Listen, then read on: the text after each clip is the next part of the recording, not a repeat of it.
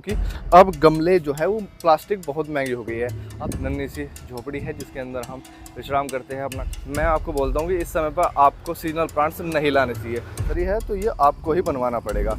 Hello दोस्तों, स्वागत है आपका हमारे आज के व्लॉग में। और इस व्लॉग में हम थोड़ी आपस में बात करेंगे कि किस तरह से क्या हाल चल रहा है नर्सरी का, फिलहाल के टाइम में क्या प्रॉफिटेबल है, क्या लॉस है और किस किस चुनौतियों का हमको सामना करना पड़ रहा है, ताकि आप भी समझ पाए हमारे एंड की स्टोरी कि हम नर्सरी वालों को क्या क्या फेस करना पड़ता है और क्या नहीं। तो चलिए सबसे पहले इंट्रोडक्शन करा देता हूँ हमारी नर्सरी का। ये हमारी नर्सरी है। हमारी नर्सरी पड़ती है शामली ज़िले में, शामली ज़िले उत्तर प्रदेश में।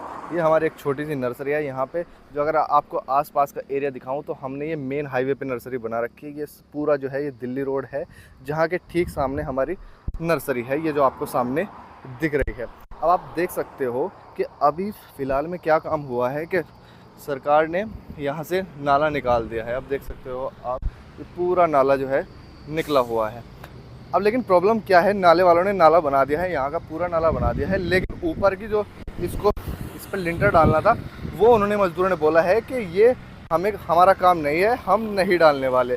तो ये नाला अभी जुगे तो ऐसा के ऐसे ही छोड़ा हुआ है। उन्होंने हमारे ऊपर ही ये छोड़ दिया है कि आपकी जिम्मेदारी है कि आपके सामने नर्सरी है तो ये आपको ही पसंद। तो अभी फ़िलहाल हम स्टार्टिंग करते हैं यहाँ से। ये पूरा जो पोर्शन है, मैं थोड़ा वाइड एंगल कर देता हूँ। ये जो पूरा पोर्शन है ये है गमलों का। यहाँ पे अभी गमले आपको कम दिख रहे होंगे, वो इस वजह से है क्योंकि अब गमले जो है वो प्लास्टिक बहुत महंगे बनवाना पड़ेगा।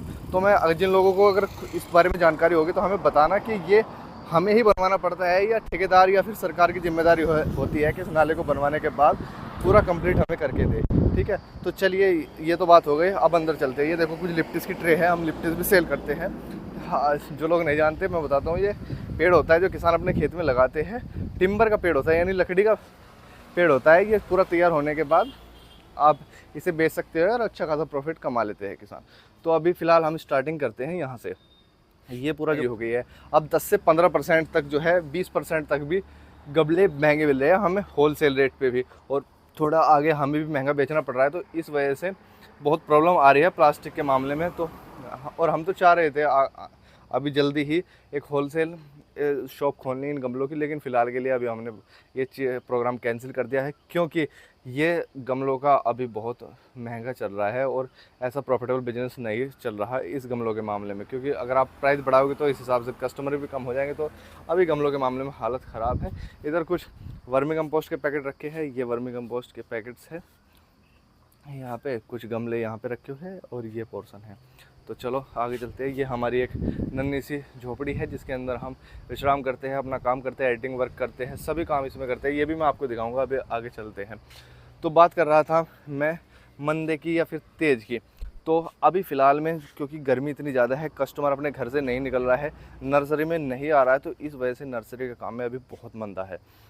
कस्टमर पूरे दिन में 1 2 3 4 कस्टमर आते हैं, तो अभी सर्वाइव ही करना पड़ रहा है। क्योंकि देखो हमारी तो चलो कोई प्रॉब्लम नहीं है, हम मेनली तो हमारा जो एक्टिव इनकम होती है, जो एक्टिवली हम काम करते हैं वो कंटेंट क्रिएशन करते हैं, वीडियो बनाने में करते हैं।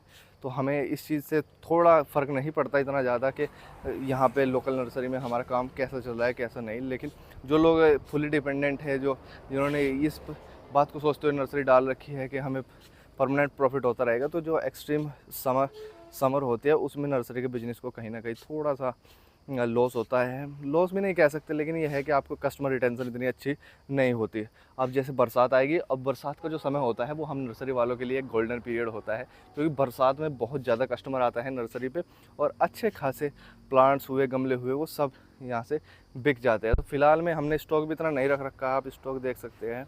ये हमारा स्टॉक है फ़िलहाल में, इस वाला पोर्शन है और ये वाला पोर्शन है। मैं आपको बताऊंगा अभी आप कौन से पौधे ला सकते हो, कौन से नहीं लाने हैं, उसके बारे में हम बात करेंगे। तो गर्मी में इतना अच्छा खासा जो है कस्टमर रिटेंशन नहीं रहता।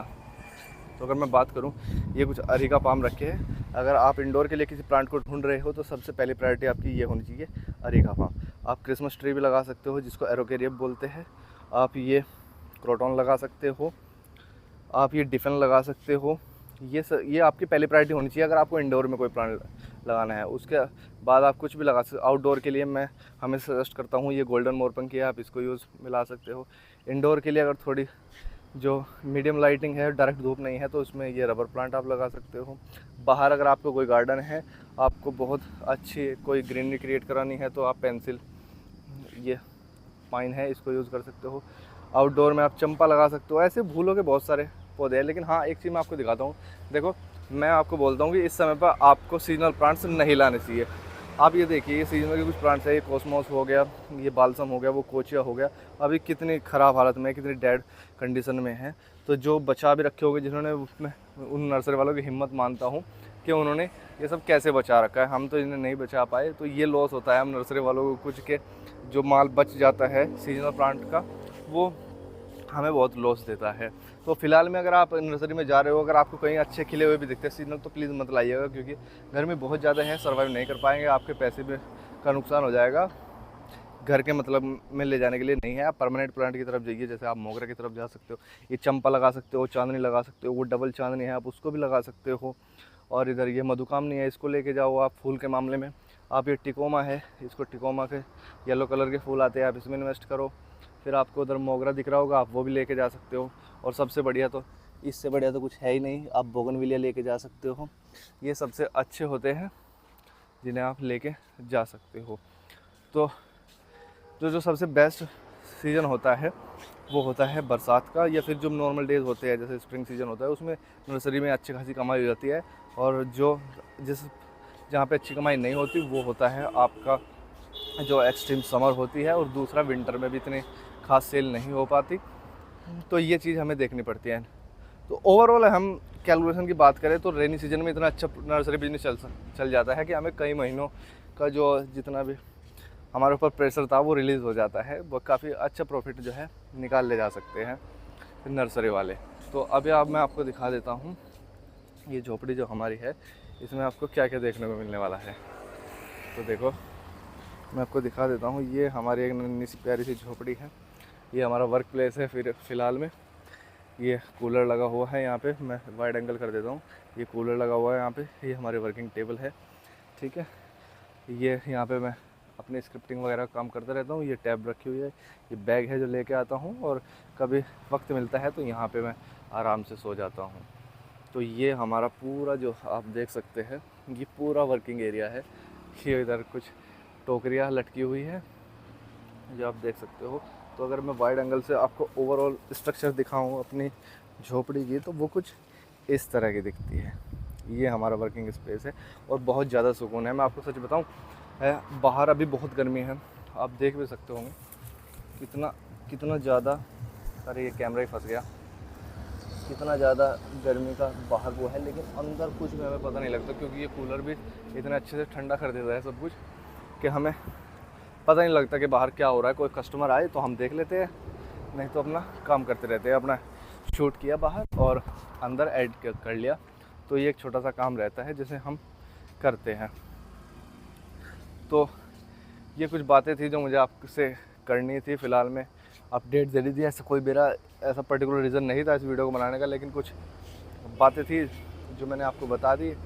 आपको अच्छी लगी होगी तो अच्छी बात है, नहीं तो और भी बातें करेंगे, कोई प्रॉब्लम नहीं है। और हाँ, अगर आपका कोई सवाल है, अगर आप नर्सरी खोलना चाहते हो या आपका प्लांट से रिलेटेड कोई सवाल है, तो आप मुझसे कमेंट सेक्शन में पूछ लेना, मैं आपको उसका जवाब दे दूँगा।